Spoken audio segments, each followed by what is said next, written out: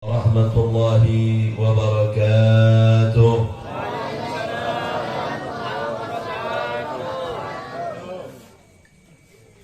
الحمد لله الحمد لله الذي يكتف إذا شاء في قلوب المريدين لوعة الإرادة فيزعجهم إلى سلوك سبيل السعادة التي هي الإيمان والإبادة ومحو كل رسم وعادة.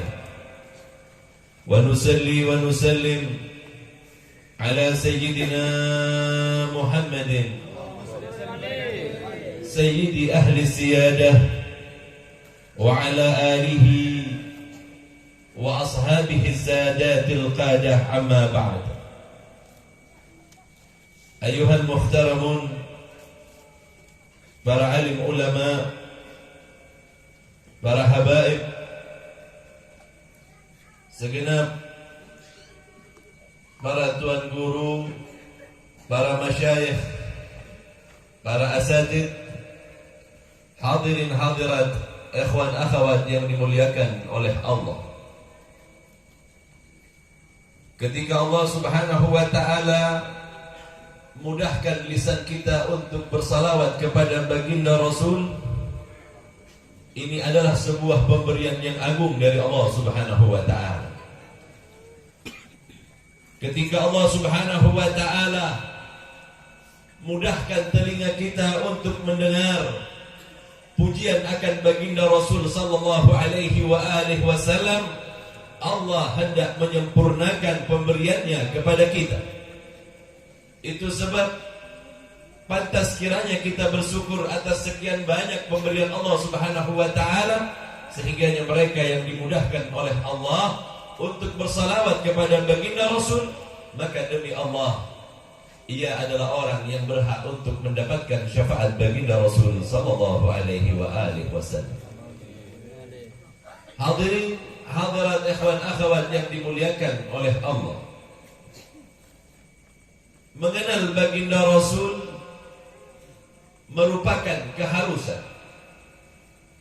Mengetahui tentang baginda Rasul merupakan kewajiban. Mengapa saya katakan demikian?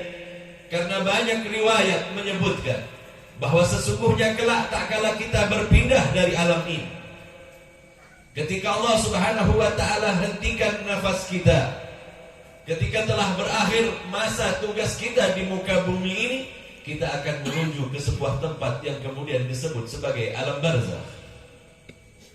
Dalam sebuah riwayat yang sahih digambarkan, ketika seorang hamba berada di dalam barzakh, maka di antara pertanyaan yang diajukan oleh dua malaikat ketika kita berada di dalam barzakh, maka salah satu pertanyaannya adalah tentang baginda Rasul sallallahu alaihi wasallam.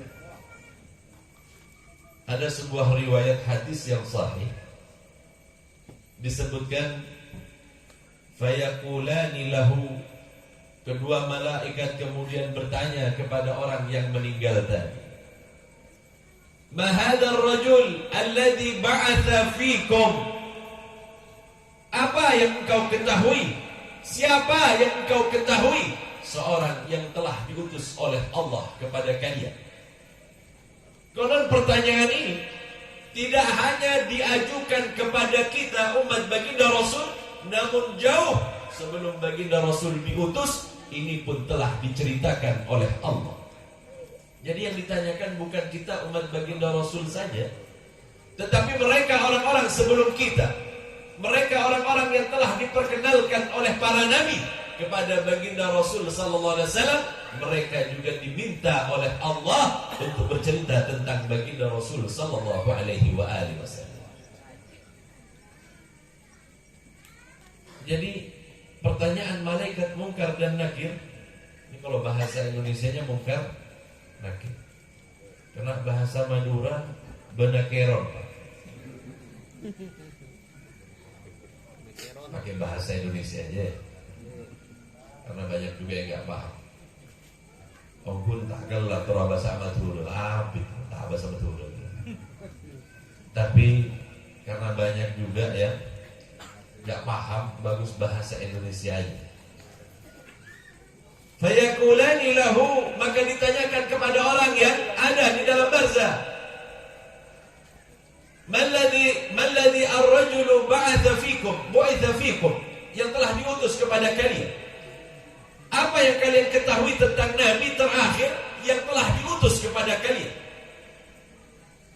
Maka jika kita menjawab, huwa Rasulullah sallallahu alaihi wa alihi wasallam, ia adalah baginda Rasul sallallahu alaihi wa alihi wasallam. Lalu ada pertanyaan susulan lagi dari malaikat, bukan kemudian berhenti di situ saja.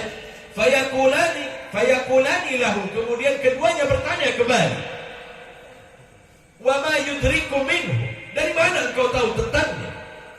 Maka kemudian Allah meminta agar kita menjelaskan dari mana kalian mengetahui tentang baginda Rasul sallallahu alaihi wasallam. Pertanyaan ini menurut para ulama ditanyakan juga kepada al-umamus sabiqah, mereka yang sudah lewat dari masa kita, juga ditanyakan di dalam barzah tentang baginda Rasul sallallahu alaihi wasallam. Kenapa? Di dalam Al-Quran sedemikian jelasnya Allah bercerita kepada mereka, kaum-kaum sebelum kita, alladzina atainahumul kitaba ya'rifunahu kama ya'rifuna abna'ahum wa inna fariqan minhum la yaktumunal haqq. Apa kata Allah di dalam Al-Quran? Mereka orang-orang yang kami berikan kitab kepada mereka, kepada orang-orang sebelum baginda Rasul, mereka mengetahui, mereka mengenal baginda Rasul sebagaimana mereka mengenal anak-anak mereka. Wa inna fariqan minhum, akan tetapi sebagian dari mereka yaktumunal haq, mereka menyembunyikan kebenaran tentang baginda Rasul sallallahu alaihi wasallam. Sehingganya nama baginda Rasul pada masa sebelumnya berusaha untuk ditutupi. Ketahuilah ini pertanyaan penting diminta kepada kita untuk mengenal baginda Rasul sallallahu alaihi wasallam. Sejauh mana pengetahuan kita? Sejauh apa engkau mengenalnya? Maka sejauh itulah kedudukanmu di sisi baginda Rasul sallallahu alaihi wasallam. Jika engkau mengenalnya dengan baik, jika engkau mengetahui, jika engkau benar-benar sempurna di dalam pemahamanmu kepada baginda Rasul, maka engkau menjadi orang yang paling dekat kepada baginda Rasul sallallahu alaihi wasallam. Hadirat ikhwan akhwat yang dimuliakan oleh Allah, baginda Rasul itu bukan cuma diceritakan di masa kita saja atau di masa sebelum baginda Rasul, akan tetapi di masa awal Allah Subhanahu wa taala menceritakan tentangnya dari awal kejadian. Dalam kitab Syajaratul Qaum yang ditulis oleh Ibnu Arabi menjelaskan tentang sebuah hadis di mana asal muasal penciptaan kemudian diceritakan di dalam kitab. Dahulunya Allah Subhanahu wa taala, sebelum ada sesuatu, Allah tidak didahului dan tak ada yang mendahului Allah Subhanahu wa taala, sempurna di dalam sifatnya. Allah adalah zat yang maha sempurna, maka kemudian Allah menciptakan makhluk untuk pertama kali dari cahaya. Cahaya inilah yang kemudian di dalam Musnad Abdul Razak disebut sebagai Nur Muhammad. Nur Muhammad inilah yang kemudian bertasbih ribuan bahkan puluhan tahun lamanya. Kemudian Allah Subhanahu wa taala dari cahayanya membagi cahaya tadi seperempat menjadi 4 bagian. Seperempat pertama Allah ciptakan yang namanya Arash. Allah Subhanahu wa taala jadikan berikutnya Al-Kurs. Allah Subhanahu wa taala jadikan berikutnya Lauhil Mahfuz. Kemudian yang berikutnya Allah Subhanahu wa taala jadikan Al-Qalam. Pertama kali Allah Subhanahu wa taala memerintahkan kepada qalam, "Uktub ya qalam." Tulislah wahai qalam. Asyhadu an la ilaha illallah wa asyhadu anna Muhammadar Rasulullah. Perintah Allah pertama kali kepada qalam untuk menulis kalimat asyhadu an la ilaha illallah wa asyhadu anna Muhammadar Rasulullah. Qalam kemudian bertanya kepada Allah, "Ya Rabb, wahai Tuhanku, Siapa ia? Muhammad yang harus aku gandengkan namanya dengan nama. Maka Allah berkata, ta'addab ya qalam. Jagalah lisanmu wahai kalam, karena sesungguhnya engkau sedang berbicara tentang makhluk yang darinya engkau aku jadikan. Kalam kemudian pecah menjadi dua karena Allah murka kepada. Menyebutkan nama baginda Rasul bagi kalam tak diizinkan untuk pertama kali. Hendaklah menyebutkan dengan kalimat pentakziman kepada kekasih baginda Rasul sallallahu alaihi wasallam.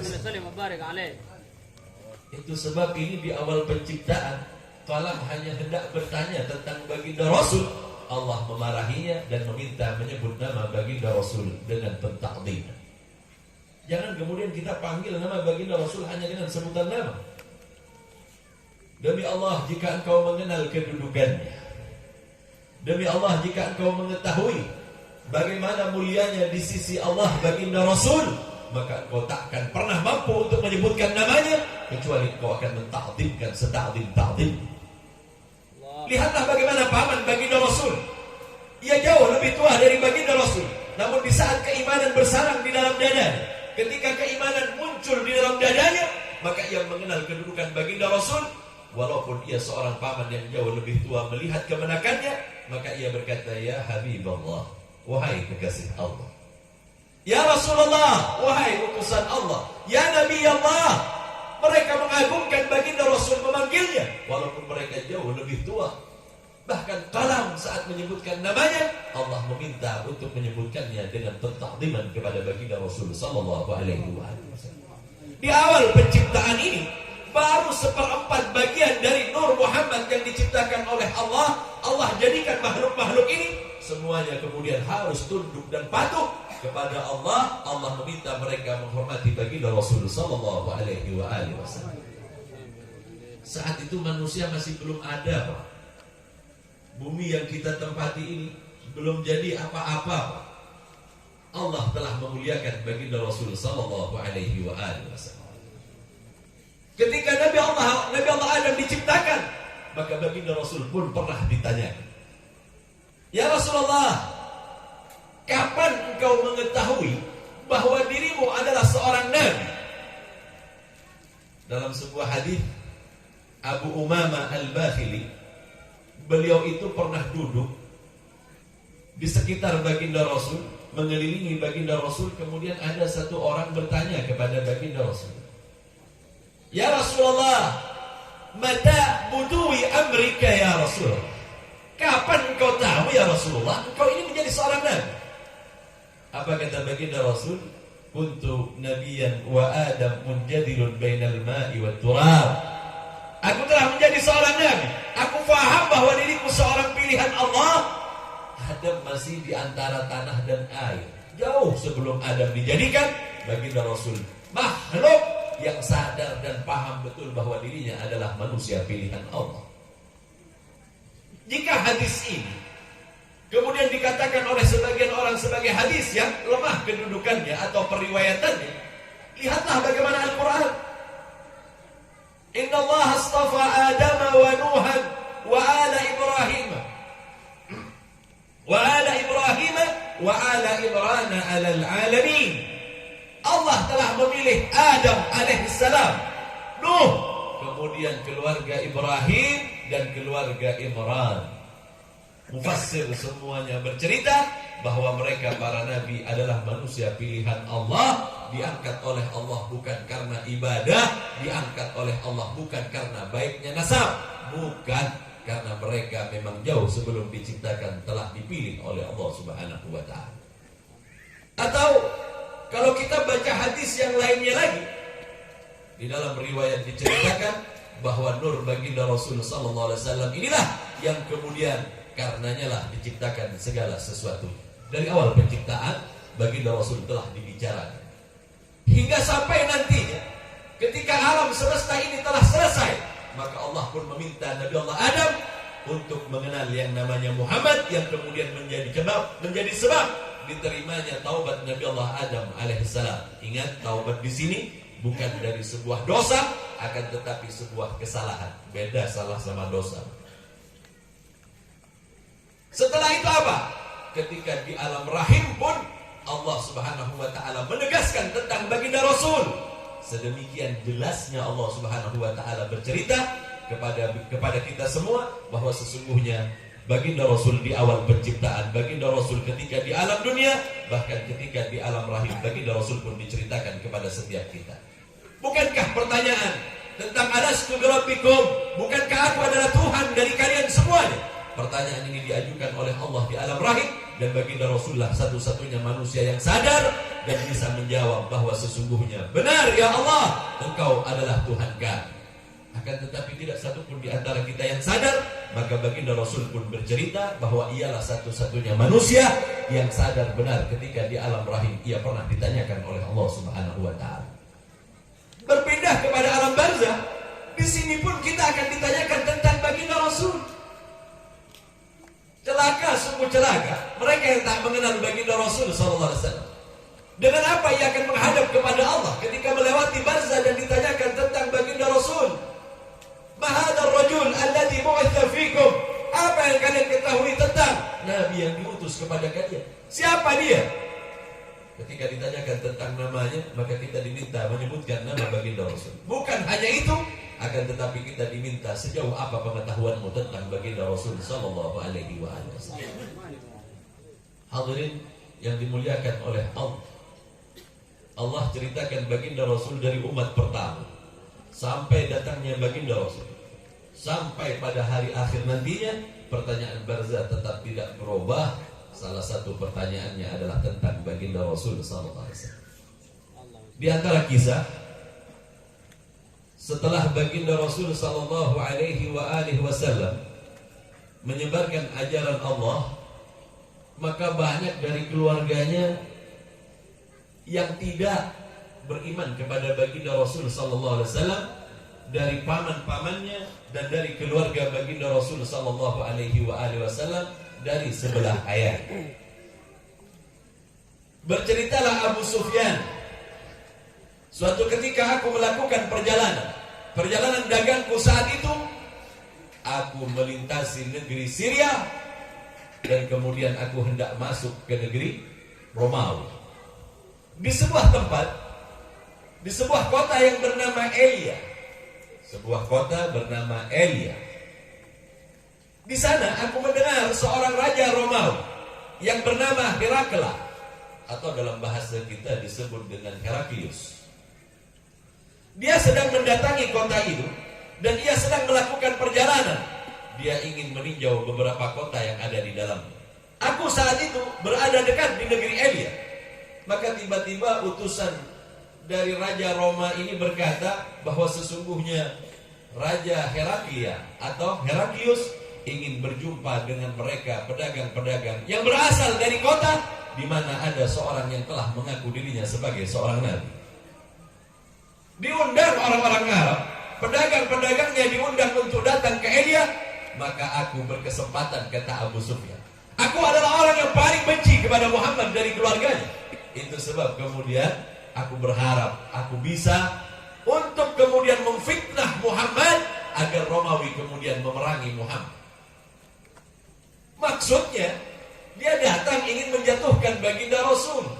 Maksudnya ingin memakai kekuatan dari Raja Heraklius agar menyerang baginda Rasul sallallahu alaihi wasallam dan mereka para kaum muslim. Maka bergegaslah, ku persiapkan dan ku pakai pakaianku yang paling baik untuk menghadap seorang raja. Maka dimintalah kami untuk menghadap. Tiba-tiba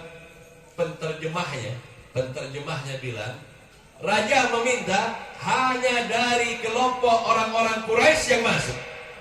Sekian banyak kami, ada juga yang bukan orang Quraisy. Maka di antara kami yang masih, beberapa orang yang merupakan kerabat baginda Rasul sallallahu alaihi wasallam saat itu masuk. Masuklah kami kurang lebih 12 sampai ke 16 orang.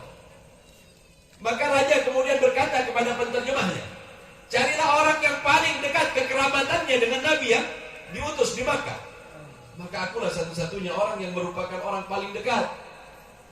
Karena dalam silsilahnya Abu Sufyan itu adalah paman sepupu baginda Rasul sallallahu alaihi wasallam. Itu sebab aku berbaris paling dekat kepada raja.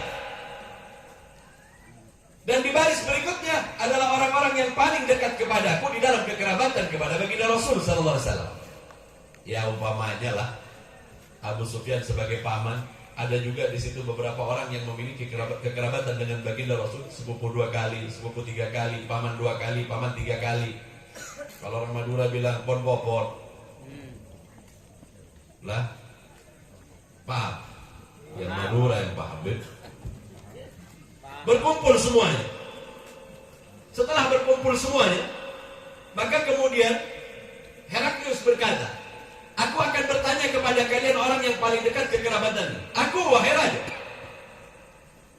Dan aku meminta kepada orang yang di sebelahnya, jika dia, si Abu Sufyan menjawab salah, salahkan. Jangan takut.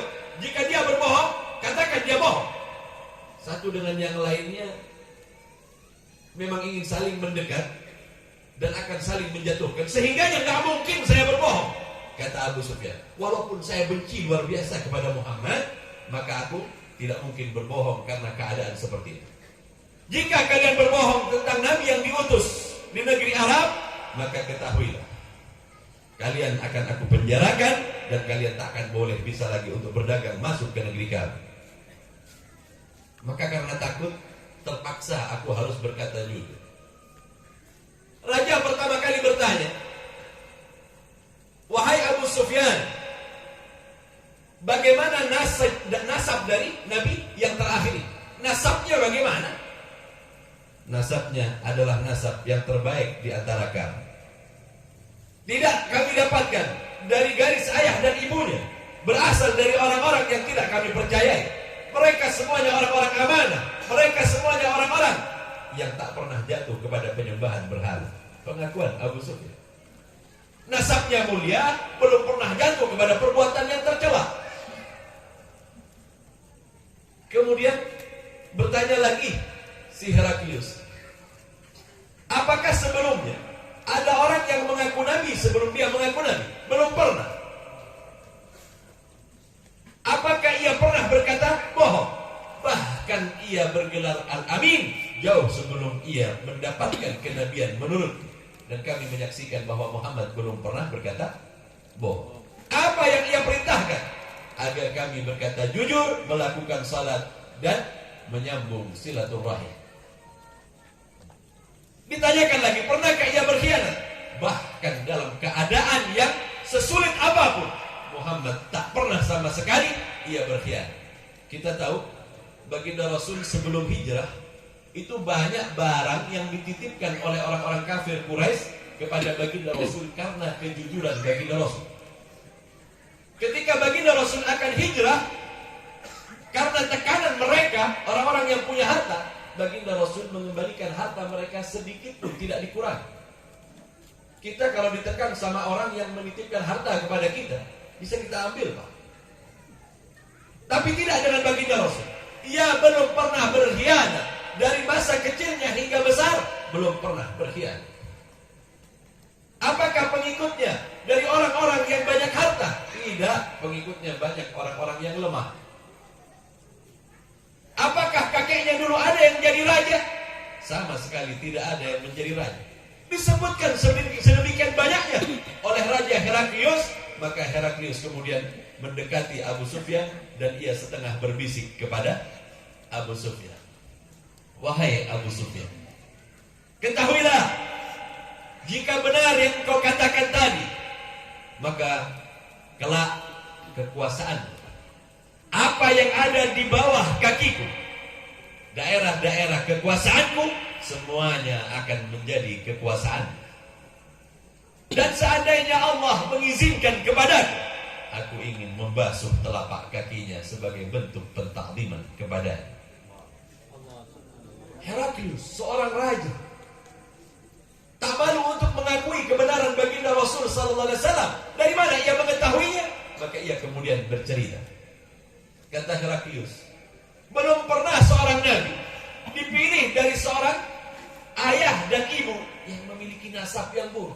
Gak jelas keturunan siapa, belum pernah, Pak.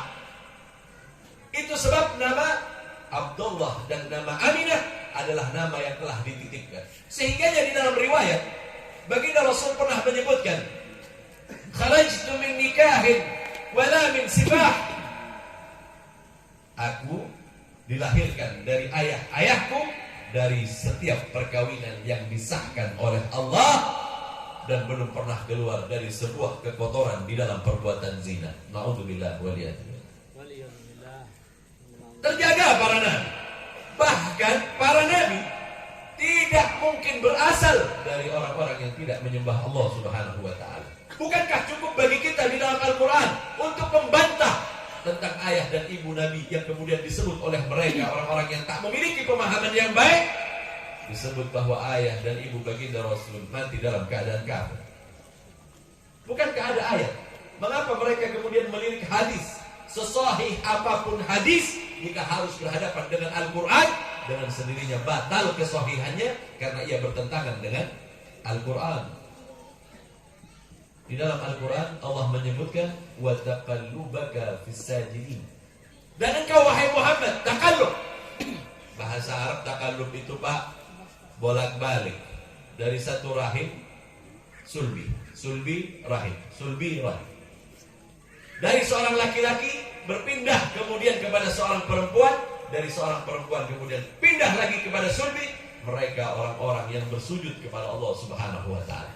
Semuanya ini dalam ayat Al-Quran ini bagi orang yang cerdas paham bahwa baginda Rasul berasal dari keturunan mereka, orang-orang yang dijaga oleh Allah Subhanahu wa ta'ala. Tidak mungkin Allah Subhanahu wa ta'ala menjadikan ia berasal dari seseorang yang tidak menyembah kepada Allah Subhanahu wa ta'ala. Na'udzubillah waliyadzubillah, dari pemahaman yang sesat, dari pemahaman yang salah yang ditudingkan mereka kepada kita Ahlus Sunnah wal Jamaah. Na'udzubillah waliyadzubillah. Hadirin yang dimuliakan oleh Allah, sehingga bahkan nanti Pak, ketika kita kembali kepada Allah, yang dibicarakan juga tentang baginda Rasul. Di mana ayatnya? Lihat. Sedemikian jelasnya jika kalian memiliki pemahaman yang baik. Yauma yaqumur ruh, hari di mana setiap ruh berdiri. Di mahsyar Pak maksudnya. Ini kalau kita mau paham tentang Al-Quran. Yauma yaqumur ruh wal malaikatu. Ruh dan malaikat semuanya akan berbaris di hadapan Allah. Manusia yang pertama sampai kepada manusia yang terakhir nantinya, semuanya harus berbaris di sebuah tempat yang namanya mahsyar. La yatakallamuna, tak satu pun di antara mereka berbicara. Mereka menunduk malu kepada Allah, teringat akan segala sesuatu yang pernah dilakukan di muka bumi, sehingganya mereka dalam keadaan telanjang. Mereka semuanya menundukkan pandangan dan tidak satu pun di antara mereka yang berani mengangkat kepalanya di hari ini. Bahkan Allah bertanya, mana raja saat ada di dunia? Mana mereka orang-orang yang memiliki kedudukan yang mulia? Satu pun tak ada yang mengangkat kepalanya, raja ataupun seorang presiden di zaman ini. Allah. Semuanya sibuk dengan dosanya. Semuanya sibuk dengan apa yang pernah ia kerjakan ketika di muka bumi. Yauma yaqumur ruhu wal malaikatu saffan la yatakallamuna illa man adina lahur rahman. Yang berbicara cuma satu orang saja, dan itu mendapat izin dari Allah. Sahabat nanya, manil ma'adzur min kibalir rahman ya Rasulullah? Siapa kira-kira manusia yang saat itu mendapatkan izin dari Allah? Kata baginda Rasul, anal ma'adzur min kibalir rahman. Akulah orang yang nantinya akan mendapatkan izin dari Allah untuk berbicara. Pak, sampai kepada peristiwa di mana baginda Rasul bersujud kepada Allah, meminta agar semua syafaat kepada umatnya, agar segala sesuatunya kemudian yang berkaitan dengan baginda Rasul dimasukkan ke dalam surga. Selesai semuanya, kita nggak bisa masuk surga duluan. Haram surga itu kecuali baginda Rasul yang masuk terlebih dahulu. Jadi hidup gimana? Dari awal penciptaan sampai kepada alam-alam di mana kita berpindah, pembicaraan tentang baginda Rasul sallallahu alaihi wasallam. Bahkan di mahsyar tentang baginda Rasul, bahkan surga pun tentang baginda Rasul sallallahu alaihi wa alihi wasallam. Masihkah kita tak mau mengenal baginda Rasul sallallahu alaihi wasallam?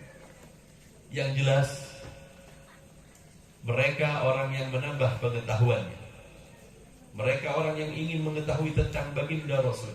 Keingintahuan mereka ini nantinya berbalas tak kala kita berada di dalam balas. Dengan mudahnya Allah akan menggerakkan lisan kita jika kita beriman kepada risalah yang dibawa oleh baginda Rasul sallallahu alaihi wasallam. Demi Allah, jika kalian betul-betul mengenal baginda Rasul, kalian akan senantiasa mengikatkan hati kalian kepada baginda Rasul sallallahu alaihi wasallam.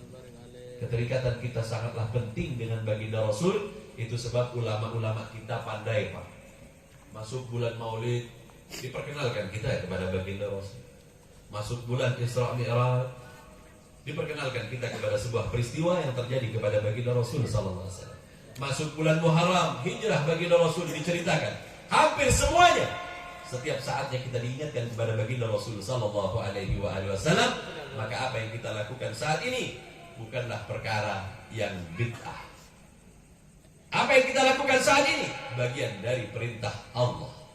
Apa yang kita lakukan saat ini pernah dilakukan oleh Allah di saat kelahiran baginda Rasul sallallahu alaihi wasallam. Pak, pernah baca Maulid Tiba, Pak? Maulid Tiba itu semuanya ditulis berdasarkan hadis dari baginda Rasul sallallahu alaihi wasallam. Biasanya ada istilah kalau di Jawa itu tibaan. Baca Maulid di Tiba. Di sini saya dapetin banyak yang dibaca. Simtud Durar baca, Barzanji baca, Syarful Anam dibaca. Tiba mungkin sebagian membaca tentang Maulid Tiba.